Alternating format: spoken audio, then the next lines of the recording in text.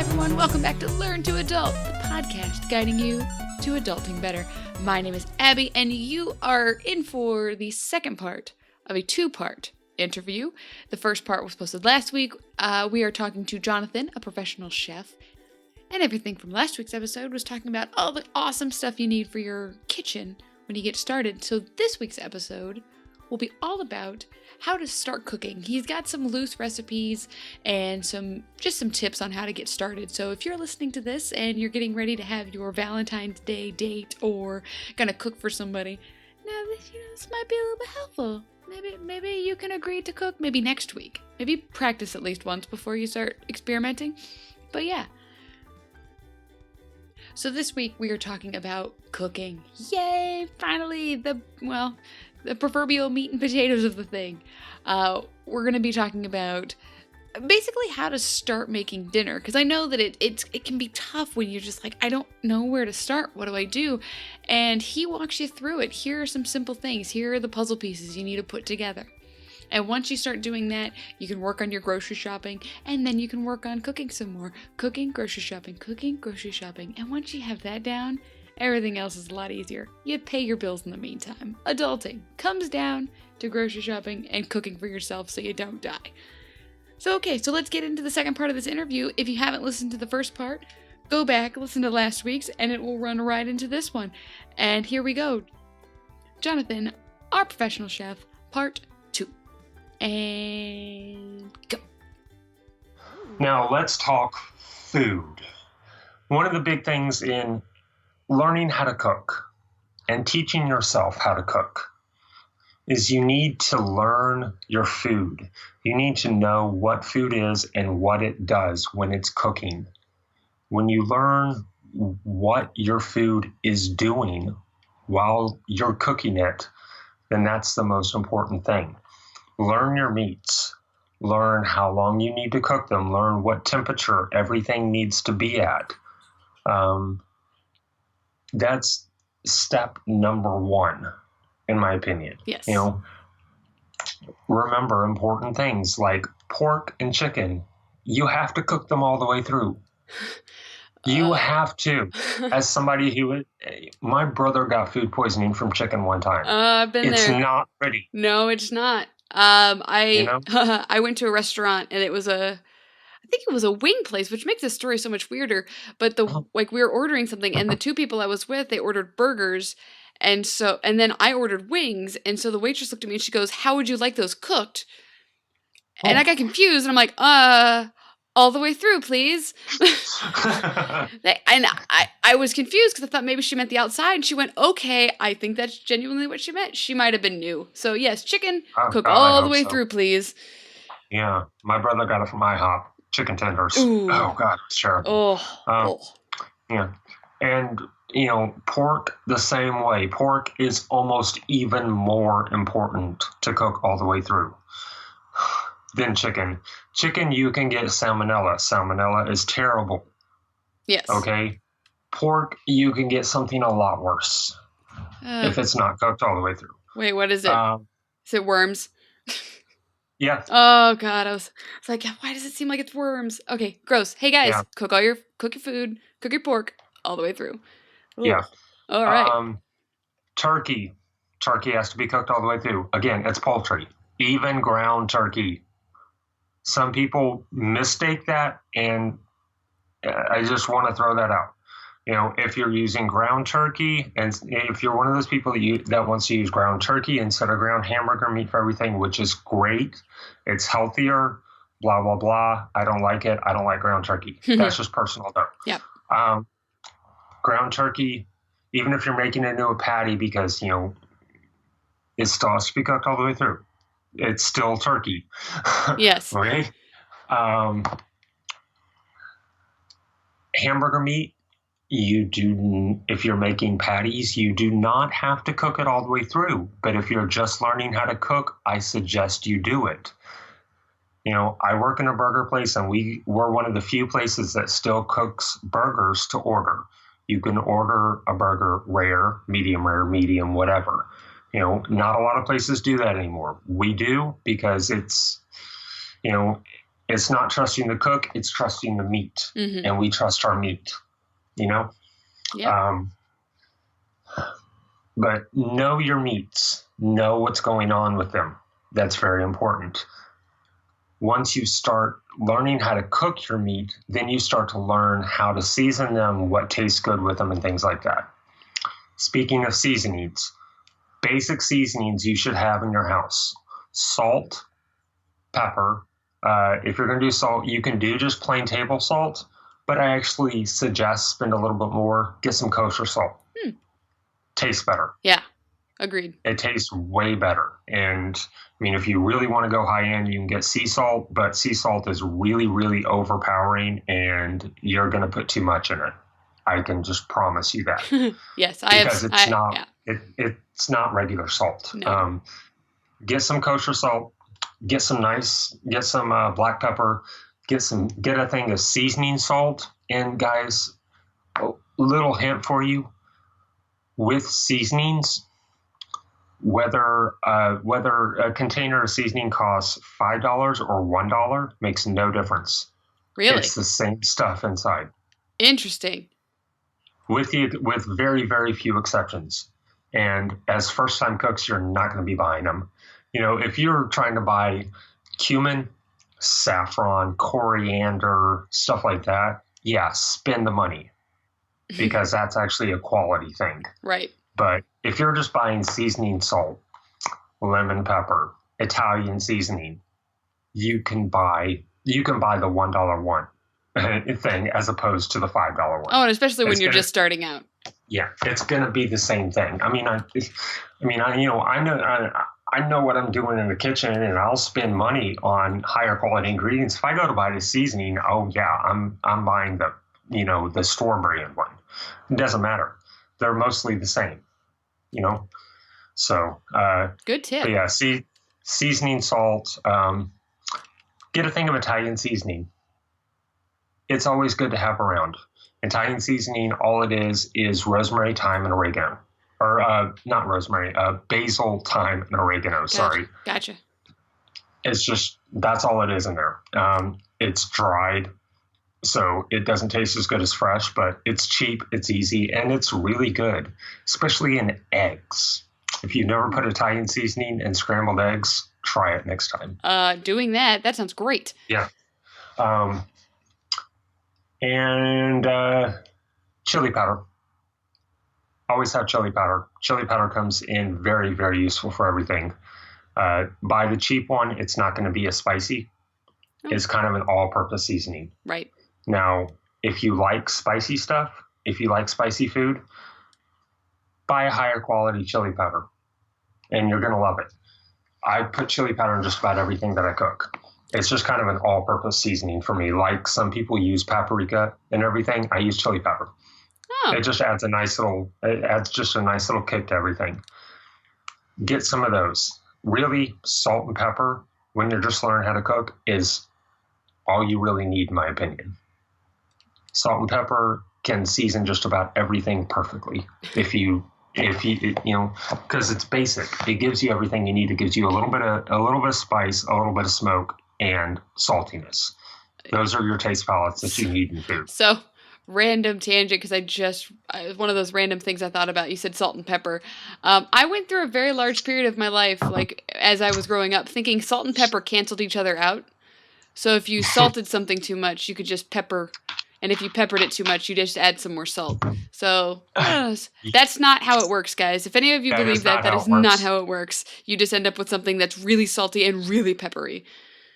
Yeah, that's not how it works at all. But if you do oversalt something too much, you can counterbalance it by putting a little bit of sugar. Ooh, good tip. I like that. I'll have to check. I'll have to try that. I oversalt things. Just a little bit of white sugar. I mean, just plain granule, not a lot. Not a lot, just a little bit. It will help counterbalance it some. Interesting. All right. Now, when you're just starting to learn how to cook, my personal suggestion is to learn 3 things right off the bat, because they're two of them are the most versatile things that you can cook in a kitchen. Learn how to make potatoes and learn how to make chicken.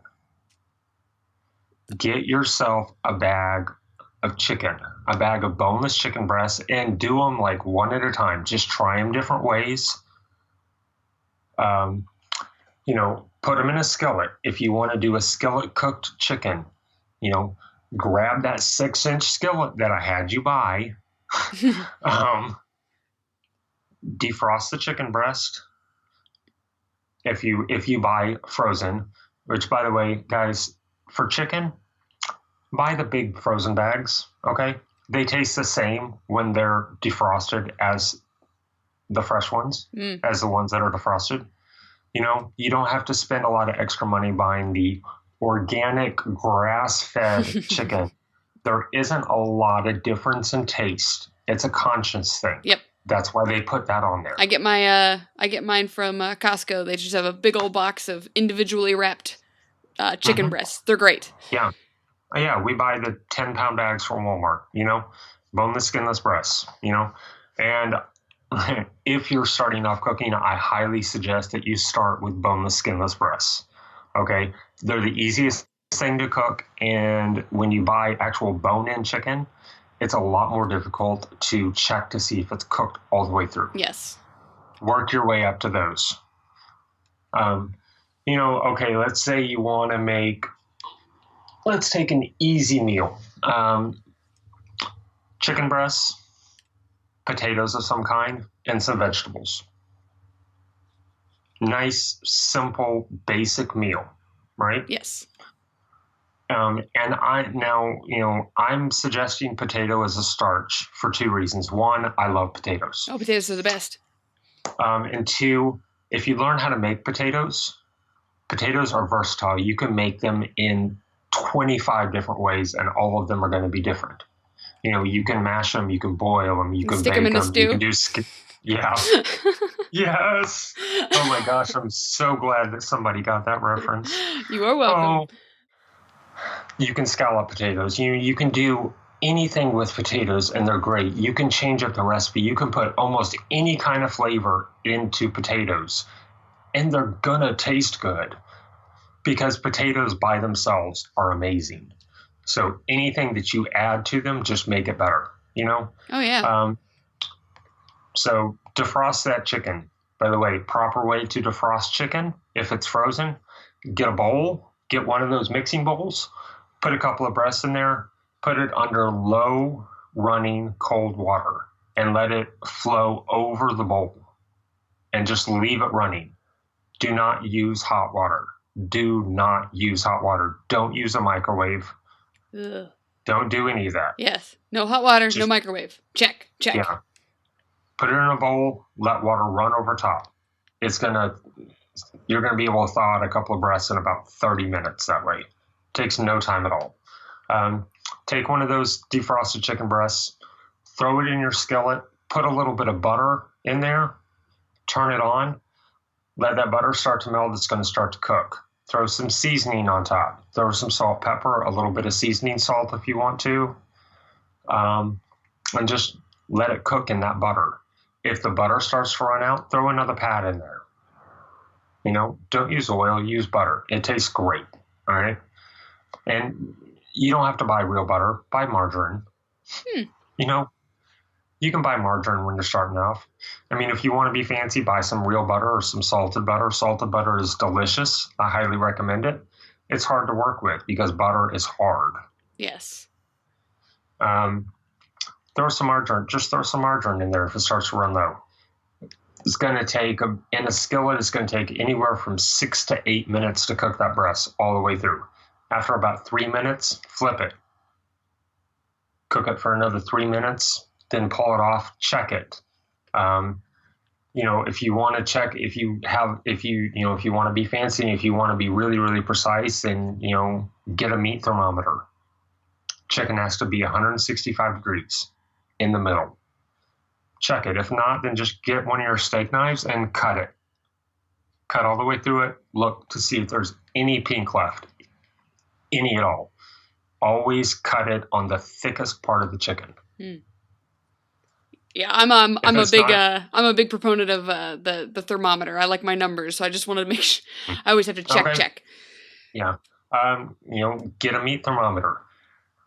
I would recommend getting a digital one personally because the analog ones, while they still work, sometimes they have to be calibrated, and that can, if you don't know how to do that, that's going to be a little bit of pain. The digital ones, if for some reason you feel that it's out of calibration, there's a button you can hit that recalibrates it for you. Cool. It's pretty simple. Get a digital thermometer. All right. If you're talking about the temperatures for meat to be done, chicken 165 degrees, pork 155 degrees. By the way, chicken, it's the same. That's turkey as well. Chicken and turkey are both poultry. They both have to be 165 degrees. Beef, now for beef to be well done, it should be 145 degrees. But like I said, beef you can cook at a lower temperature if you want to. If you trust where you're getting your meat, then you can do that. If you're just starting off, you're probably not going to be trusting where you're getting your meat because you're going to be getting it like from Walmart or Costco or something. And I don't trust that meat. Oh, interesting. Yeah, that makes sense. Just me. That makes sense. It makes sense though. No, I get it. I don't trust box stores meat. So, if we're cooking hamburgers at home, yeah, I'm cooking it all the way through, even though I don't like my hamburgers that way. I like my hamburgers medium. Now, if I, go to the butcher and get meat, I trust my butcher. So, there you go. Yeah. I'll trust a butcher. But yeah, beef has to be 145. So there you go. Those are the three main temps that you need. I'm not going to tell you about temps for fish because I'm not going to be trying to teach you how to cook fish. Yeah, well, fish is complicated. I'm sorry. I can maybe we can do another one of these and call it intermediate level. Intermediate, and then we'll do expert level. And then I can teach you some of this more complicated stuff. Potatoes. Take some potatoes. I am partial to red potatoes. Ooh. But if you want to just buy regular russet brown potatoes, get yourself a bag of them. Or if you're living by yourself, you don't need to do that. Just go and pick out a couple of nice ones. Yeah. You're going to want them pretty firm. Don't want them, if they're too soft, do not buy them.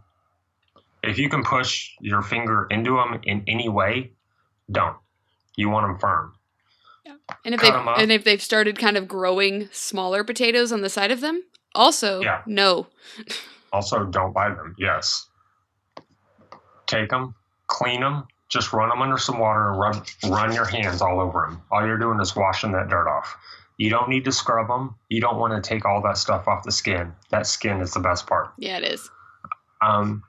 If you want skinless, like if you want to make mashed potatoes, then obviously you have to skin them. But a simple way to cook potatoes, just take them, grab your cutting board, grab your knife, cut them carefully, cut them in half, then cut them in half, and then just cut them in little cubes, basically.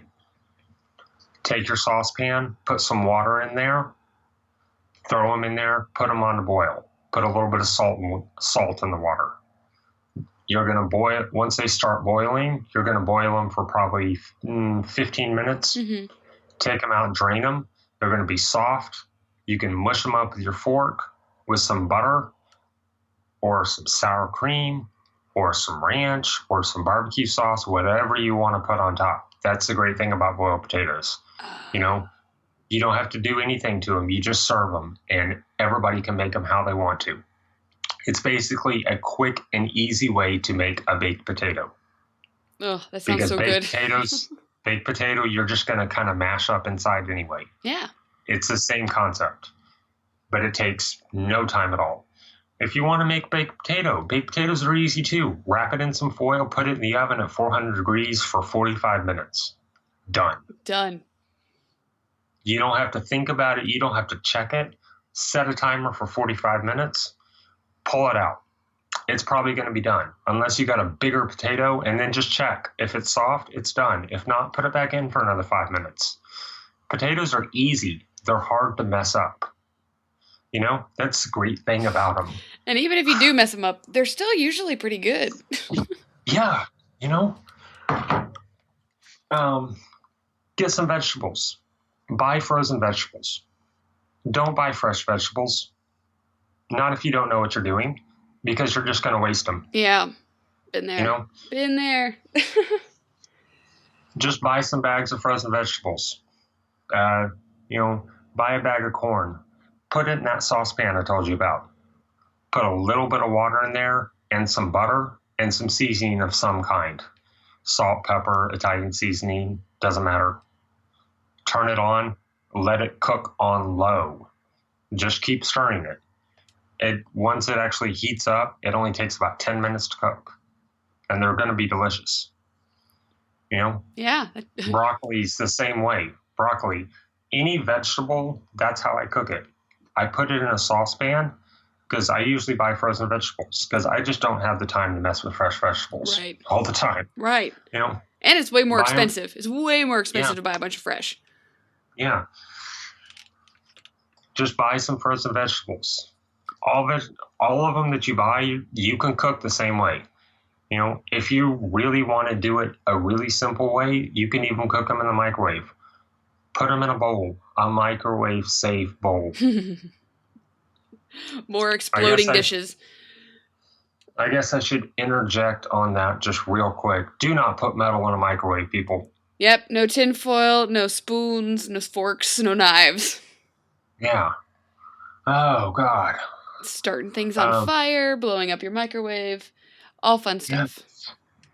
But yeah, put them in a bowl with a little bit of water, put it in the microwave for 5 minutes.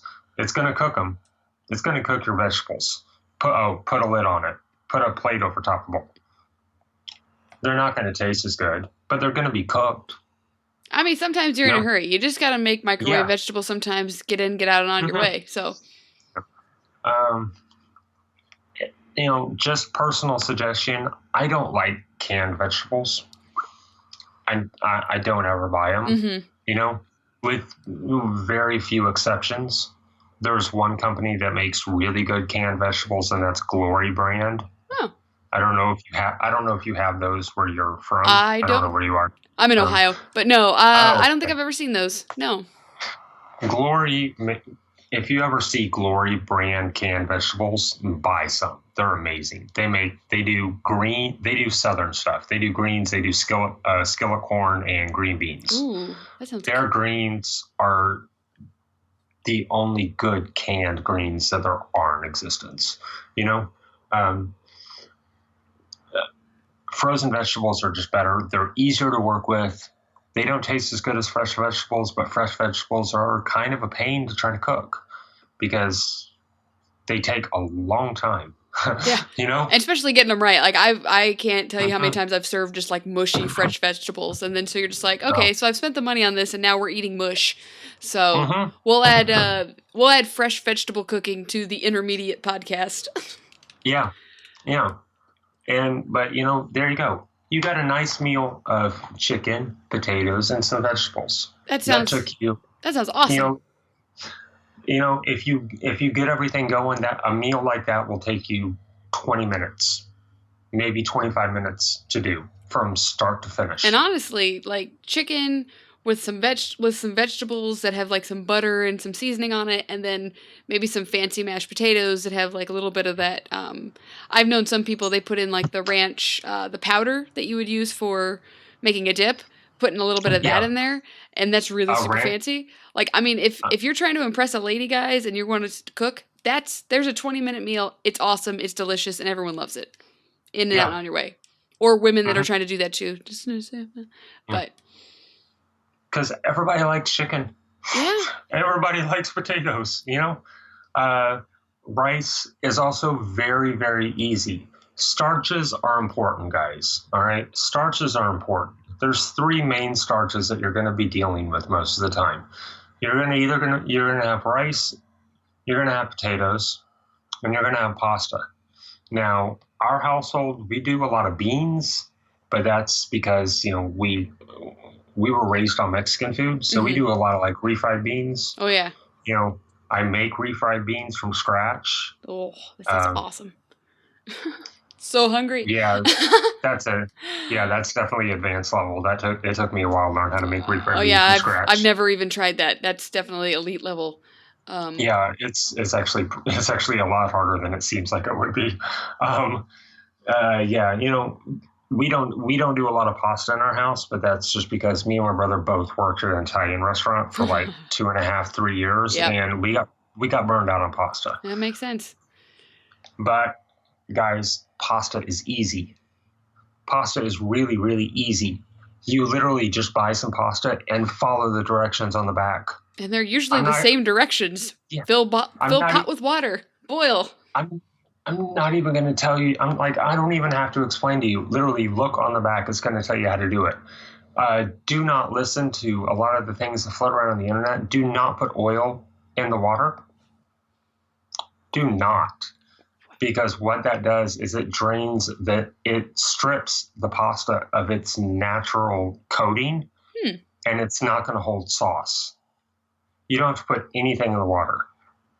If you want to, you can put a little bit of salt in the I was water. gonna say, where did you land on the salted water thing? I know that there's either salted water or no salted water. There's two camps. So okay, I was curious.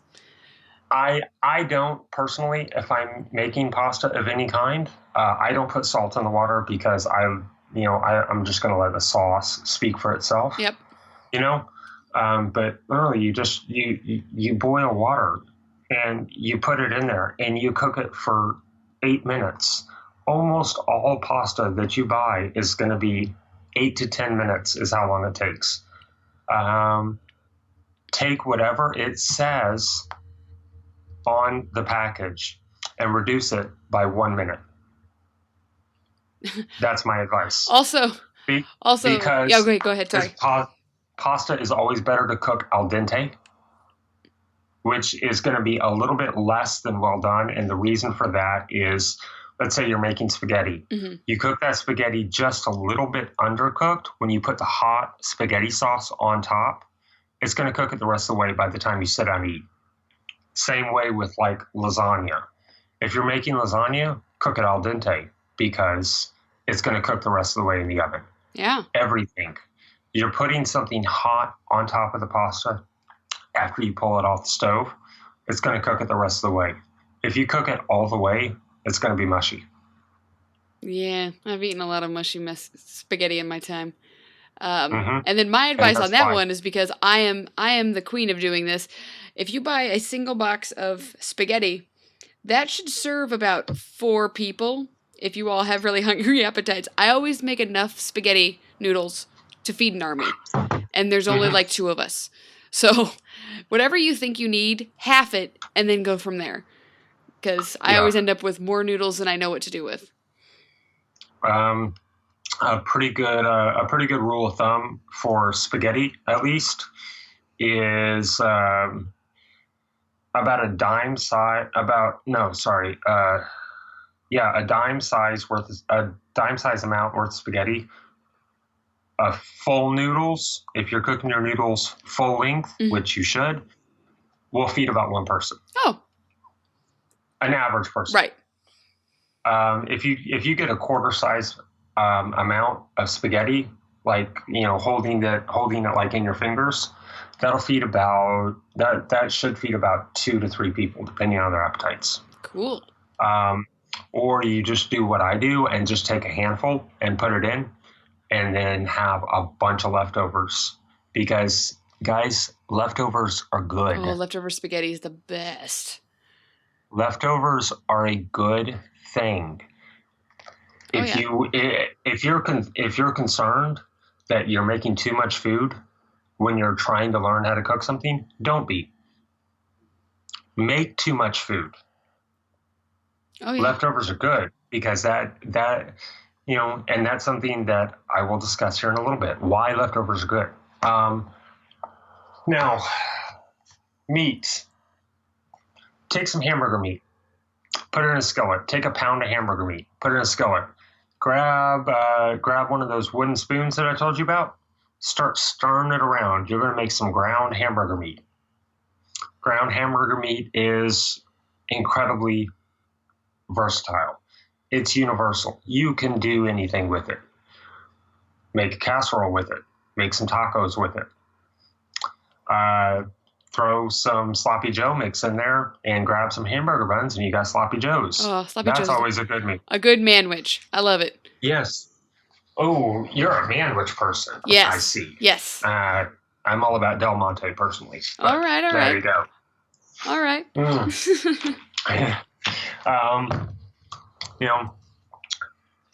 Make a casserole with it. Let's get into casseroles. Casseroles are incredibly easy to learn how to do. Something that you should already have in your house if you're learning how to cook. And if you don't, if you're listening to this right now and you're living there and you don't have this in your house, go buy some. Go buy some cream soups.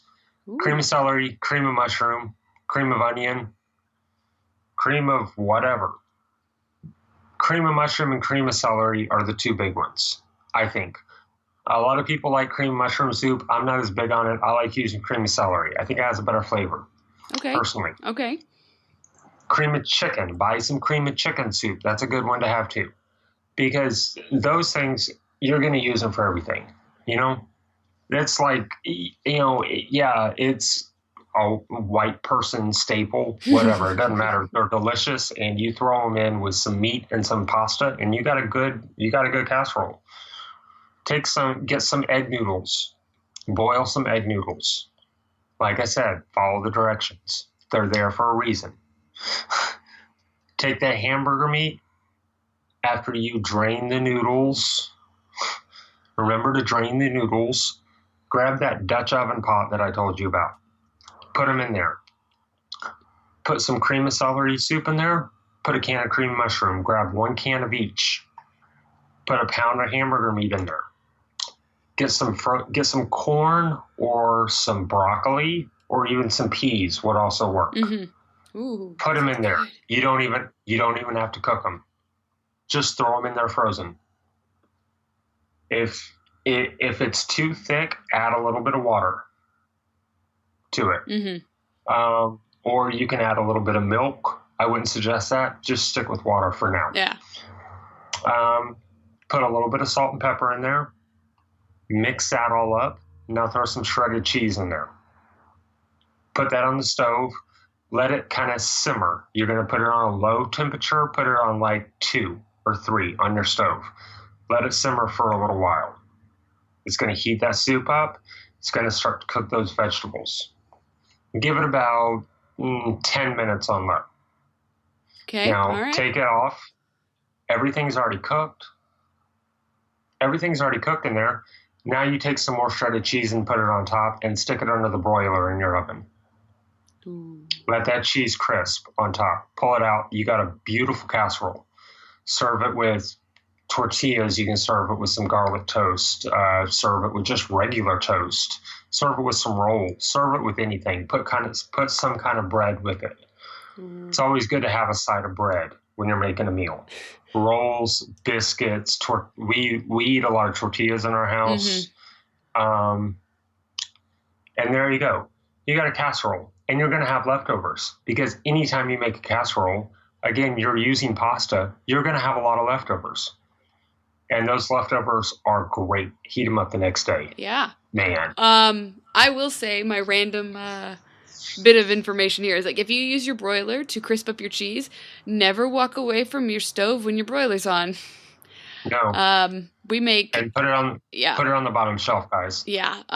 We make a candied yams for Thanksgiving, and ours involves the mini marshmallows that go on top, and the last step is to put the broiler on so that they get little nice and brown and crispy. And my mom has definitely set the stove on fire before because marshmallows just go pfft. So it's because they're full of air. Yeah. They're full of oxygen. And they're sugar, so they burn yes. pretty. Burn.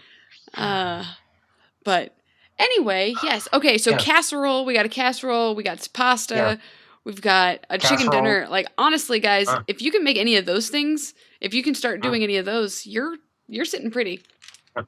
Casseroles are great. Casseroles are really simple. Most casseroles are made with a vegetable of some kind a pasta of some kind, usually egg noodles, and choose a meat to put in it. It almost doesn't matter. If you want to put chicken into a casserole, you can. Yeah. Just use cream of chicken soup instead of cream mushroom, because cream mushroom and chicken doesn't always go together, in my opinion. Yeah. It's just going to taste a little bit better, a little bit smoother. Cut the chicken up, mix it in there the same. If you want something that's a little bit more, Mexican Southwest inspired, take some ground hamburger meat, some rice. By the way, guys, nothing to be embarrassed about bag rice. Buy bag rice. Bag rice is easy. You boil water, you put it in there. Again, 8 minutes. Done. Pull it off. Drain it. Hell, buy minute rice. It doesn't matter. Oh, yeah. It's all good. Unless you have a rice cooker, don't buy regular rice, because you're not going to be able to cook it. Okay? You're just going to mess it up.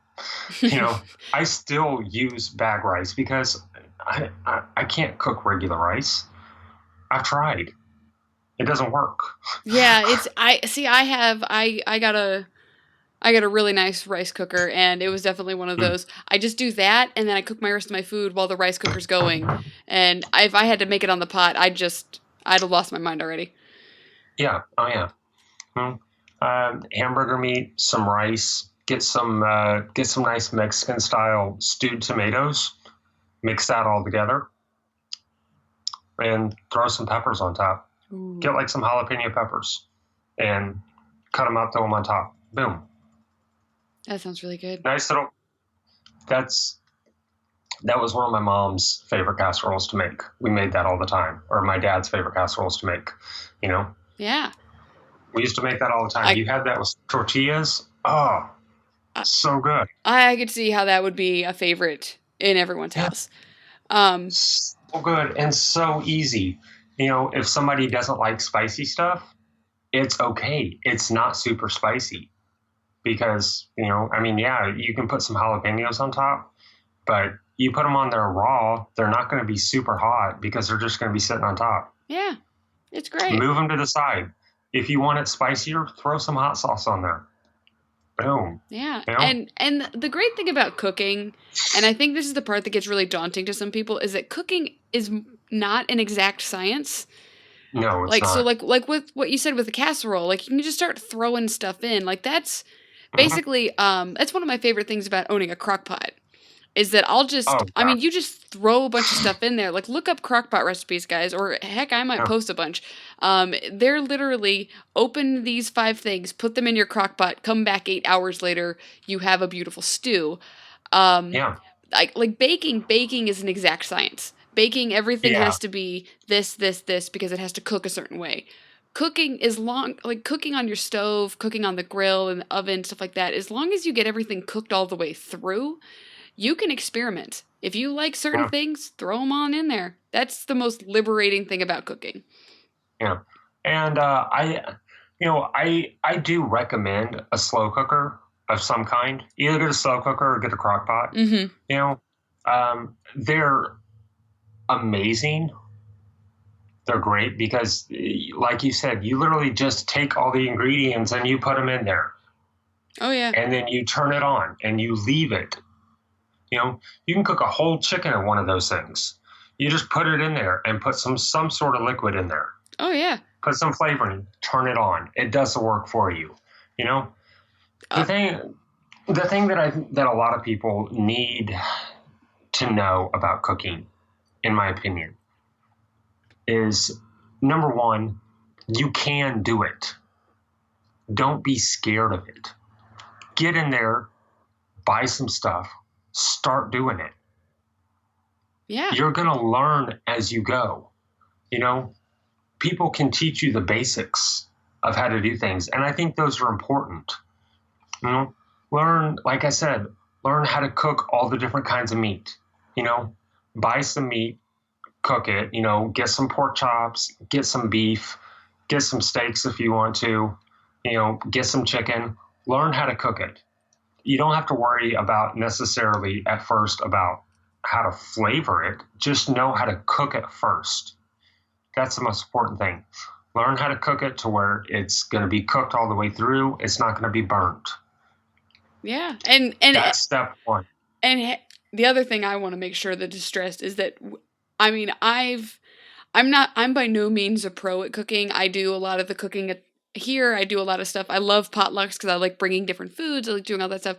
I burn my fair share of things. I undercook things on accident. I've dropped things. So mistakes happen constantly. There is at no point, you will never meet anyone that just doesn't ruin things from time to time. Yeah. So don't be discouraged the first time you like completely fricassee something. It's just the learning curve. And then, once you know how to cook meat without messing it up, then you work on flavors. And that's the great thing. Once you know how to do it, then you just experiment. Once you learn the basics of cooking, the rest of it is the fun part. Oh, yeah. Because then you're just like, okay, what kind of flavors do I like? Let's start mixing stuff. Let's start throwing stuff on. Let's see how it tastes. And then you make it. If it tastes good, then okay, you've got something new. If it tastes terrible, then guess what? You learned something. Yeah, and it's great. And that's important. It's amazing. Make mistakes. It's important to learn the basics of everything. Learn the basics of meat. Learn the basics of starches. Like I said, learn how to cook potatoes. Learn the basics of cooking potatoes. And then you can experiment from there. Bake them. Start experimenting with mashed potatoes. I do a lot of I do a twice baked potato that is amazing. It's my brother's favorite thing that I cook. Oh, that sounds that sounds so good. I love twice baked potatoes. I make it with that meatloaf that I told you about earlier. Ooh. I put them together. That's one of our favorite meals. That's a meal that I make a lot in this house because it's easy. Learn how to cook your vegetables. After that, you just start picking and choosing different things. Make a couple of nice hamburger patties. Throw them in that skillet. Get some flavor in there. Make a potato with it, and then you make a vegetable, and you have a meal. Once you know all the individual things, then you just do them all at the same time. Oh, that all sounds. And there you go. I'm like drooling all over myself right now. Oh. That's a meal. That's all it takes. Yeah, I mean, just throw. It's so simple. Like throw a protein, a starch, and a veggie on a plate. Your meal. Yes. There it is. It's deceptively simple sometimes. Yeah. The hardest part is learning the basics. After that, then you're just experimenting with flavors, and experimenting with different stuff. Maybe mixing stuff together that maybe, you're like, well, maybe these go together. Maybe they don't. Let's find out. It's great. And that's the fun thing. A kitchen is basically a mad scientist laboratory. Yes. But it's not super dangerous. I mean, it sometimes is, but not always. The worst thing, barring any major catastrophes, the worst thing that's going to happen is you're going to make something that doesn't taste good. Yeah. And then you just spit it out, throw it out, and start over. Yep. I definitely inherited something from my dad. I used to give him a hard time about it, but whenever he would hand you a plate of food, he would start apologizing before you even ate it. Like, he would be like, oh, I'm sorry, there's just too much salt in this. And I do that constantly. Like, it looks perfect. If you handed it to someone and I said nothing, they'd be completely content. But I know that I didn't put as much salt as I wanted to, or I know that it doesn't look the way I had it in my head. So I've already started apologizing. Guys, take a tip from me. Don't apologize when you hand someone food. They're happy. They're happy you're feeding them. They're just happy. Exactly. And that's the great thing about cooking, is you get to feed people. Yes. And, you learn how to cook. If you want to start teaching yourself how to cook, here's the tip for you. Don't tell anybody that you're teaching yourself how to cook. Learn how to cook. Learn how to make something great. And, cookbooks, can be your best friend. Yes. Okay? Look up recipes, or if you want to do it old school, the one that I recommend, it's one of the few cookbooks that I actually own because I just don't use cookbooks. Mm-hmm. Better Homes and Gardens cookbook. Ooh. It's fantastic. It's basic. It's simple. It has recipes for anything that you could possibly want in it. Get yourself a cookbook. But here's the important thing. Don't rely on that cookbook. Use recipes, but also learn how to not need them. Yes. Use recipes when you're beginning because it's going to teach you basic things like cooking time, what's going to taste good with what. Some flavors go better with meat, or some flavors will go better with beef than they will with chicken. Things like that. But get to a point where you don't need them anymore. Get to a point where you can put that cookbook away and you're not going to need it. Yeah. I mean, once you get... That's the important thing. I mean, if you get 3 or 4 things that you're comfortable making for yourself, you can feed yourself all week. And it's just like, okay, make these. And dinner is such a great one to be able to like repeat meals. I mean, I have tacos every Tuesday. That's what I ate before we started talking. So it's like, it's Taco Tuesday. That's what I make. I make real simple tacos and that's what we eat. And I have no shame in that. And sometime during the week, I make spaghetti. Everything else is kind of up for grabs. So. Mm-hmm. And, once you learn how to cook, then you can tell people, and you tell them by inviting people over and cooking for them. It's the best feeling in the world. Oh, it really when is. When you get to give somebody a great meal. That's what I do when we have friends over. I cook when people come over. Yeah. I love doing it. I cook when we go over to other people's house. Oh, yeah. Oh, see, it doesn't matter. I got asked what holiday I wanted because we've gotten to the point where the family started coming to us, and I jumped on Thanksgiving faster than anyone knew what to do with themselves because I'm like, I want to be the person that cooks all of Thanksgiving, and I've done it 3 years now, I think, and it's my favorite. I love it. It's amazing. It's stressful. Oh God. I can't do Thanksgiving because I don't like cooking turkeys. I'm not a big fan of turkey in general. Right. It's just, it's not my thing as much. Yeah, I get it. And I don't like cooking turkeys. I can, don't get me wrong. I don't like doing it. They take too long. They're too precise. Yeah. It's really. I like making ham for Thanksgiving. Ooh, that's my thing. Spiral cut honey baked ham, the best. You can do honey. Okay. I do something different. I've made one before, and I used pineapple juice, brown sugar, and a nice like a blonde beer. Ooh. In it. Like an amber beer. Yeah. Make a nice little reduction sauce and put that on. It gives you the sweetness, but it also gives you some pineapple flavor. And then you put some I put some pineapple chunks and maraschino cherries right on top. Good Lord, that sounds amazing. I like ham. I get it. I would like ham too if I was eating that. So that makes sense. That's a good one, and that. So, but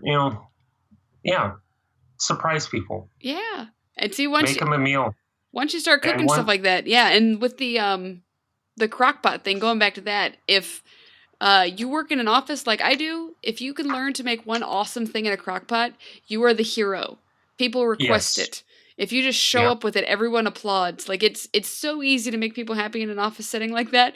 But if you have something that they love in a crock pot, you will be asked to make it. You will be known for making that, and it's a very good feeling. It's a very nice, warm, fuzzy feeling. Oh my gosh! I used to, I've worked in 2 nursing homes, in the dietary department. And one of the first nursing home that I worked at, I was there for probably 2 years, and they would occasionally have, parties in there, usually like around Christmas and holidays and stuff, and it would be in the break room and everybody would bring food.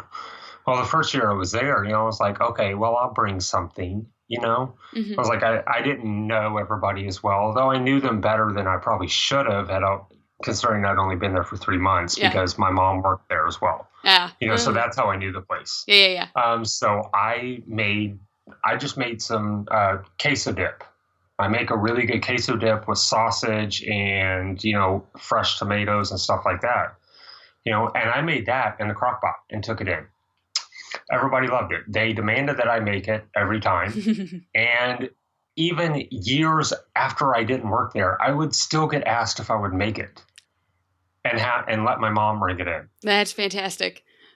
My mom would come home from work and, she'd be like, they're having an office party they're having a party next week, a Christmas party. And somebody asked if you would make some dip and send it with me. I'm like, I don't work there anymore. You don't own me. I'm like, come on. Like, I gave one of the nurses the recipe for it just because I'm like, will you learn how to make this so they'll stop bugging me? Yeah, if you make something. I don't ever give recipes away. Yeah. That's, like, I'm just like, would you stop asking me? So there you go. It's also a cautionary tale. If you make something so good, they will track you down and find you. Yes, they will. But, all right. I guess one last thing that I just want to discuss, and this could be considered more intermediate level. Okay, go for it. I guess. Go for it. But I'm going to throw it out there because if you're learning how to cook, then you should maybe try to learn how to work with one of these earlier. And this is a cast iron skillet. Cast iron skillet is your best friend in the world, and you don't know it yet because you haven't started cooking yet. Cast iron skillets are pretty much the best thing that you can have in the kitchen. I only have one at the moment, and it's a smaller one. I use it to make cornbread mainly. I want to get a bigger one, but cast iron skillets they will last you a lifetime. The one that I have, I believe, is from like the 50s. Wow. Yeah, they last forever. Once you learn how to cook with one, you will never look back to anything else. Now, here's the thing, though. You can't just buy one and start cooking with it. No. You have to prepare it. You have to season it. You have to know how to clean it. And you have to know how to re-season it after you clean it. Yeah. But if you want to go that route, I suggest picking one up. You're going to be paying a little bit for it. I'm going to warn you guys ahead of time. Cast iron is not cheap, but it's worth every penny that you spend on it. A small cast iron skillet will probably run you $30 to $40 maybe. It's worth it, trust me. Especially a little 6-inch one. It's the perfect size to make cornbread in. Oh yeah. That's that's the main thing that I use mine for. And I also use to make eggs, if I'm making eggs for myself. You're going to need to, you can look up online how to season and how to clean a cast iron skillet. When you buy one brand new, the first thing that you're going to want to do is you're going to want to turn your oven up to about 400 degrees, 350 to 400 degrees, and put it in there and leave it for a couple of hours. Because you have to cook it for a while. Right. You're going to pull it out, use a hot pad, because cast iron is literally all metal. These are important things to remember. Oh, yeah. You don't want to burn your hand on a cast iron skillet. It does not feel good. Back to our Dutch oven conversation. The Dutch oven I have is from IKEA, and it's like an all stainless steel one. It's shaped like a little UFO thing. It's very strange. But I always do. I like to cook the Julia Child's boeuf bourguignon, and that involves cooking it on the stove, then putting it into the oven for a while, then putting it back on the stove. Once I've taken it out of the oven and put it back on the stove, I cannot tell you. I think it's every single time I make it, I go to move it off the burner and I forget that it's been in the oven so that the handles are hot. Oh, every time. Every single time. Yes. Yep. I feel you there. So yes. So make sure you're not grabbing hot pads, guys. Let's add that to the list of things you're going to need. All right, so that's a bunch of awesome information, like a lot of information, and it's cool because, like I said, I cook a lot, and so I actually learned a lot from you. So everyone can learn from all of these, even from basics. You realize that you didn't know some stuff. So thank you so much for being here. This is awesome. Oh, no problem. Oh gosh, this was great. Excellent. Okay, well, hey, where can everyone find you? Just rattle it all off for you. We are, me and my brother have the Sons of the Renaissance podcast. You can find us on Stitcher. You can find us on iTunes. I believe we are also on the iHeartRadio app. We are not on Google Play yet. I'm sorry. We're working on that. You can find us. You can find us on Twitter at Sons of the Renaissance. Our email is Sons of the Renaissance pod@gmail.com. You can find us on Facebook, Sons of the Renaissance. You can and you can get a link from there to me and my brother's personal pages if you want to. And like I said, we do mostly nerd culture stuff. We talk about movies a lot. We talk about video games. Sometimes we'll talk about current events. We basically just talk about whatever kind of tickles our fancy for that particular week. Excellent. That we decide to record. If we see something on the news and we're like, we should talk about that. And so we do. Hey. So you can find us at all those places. I hope that you'll give us a listen. And Abby, I hope that maybe we'll have you on ours sometime. Oh, if we want to talk nerd stuff, I'm on board for talking nerd stuff. Oh, well, that's pretty much all we do. So yes, absolutely. We will have you on sometime. All right. I will keep in contact with you about what our topics are going to be. If any of them tickle your fancy, feel free. We love having people on. I'm in. I'm in. All right. So,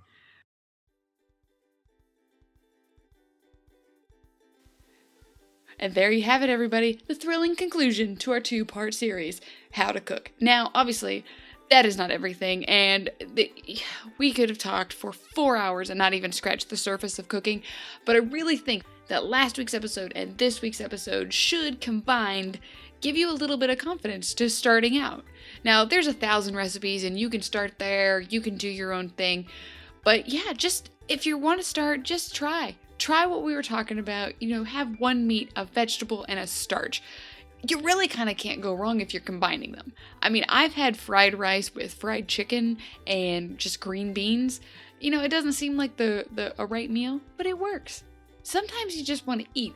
And that's the beauty about being an adult. You can eat anything you want. No one's going to stop you from having a Caesar salad, a bunch of ribs, and egg rolls. No one's going to stop you from doing those things. The only thing that's standing between you and awesome meal planning is you. The secrets of being an adult. Isn't it wonderful? So join me next week. Have a very awesome show lined up. It's the start of what I hope to be the B-roll episodes of this show, where I'll be talking to people with awesome, cool jobs and how they got to where they are. So next week, I am talking to a Twitch streamer. She does it full time, and about how she got to where she is. Yeah, I'm very excited for this. And again, if you have a cool job, or you know someone with a cool job, or you have a cool job that you would like me to investigate, let me know. And how can you let me know these things? Let me tell you.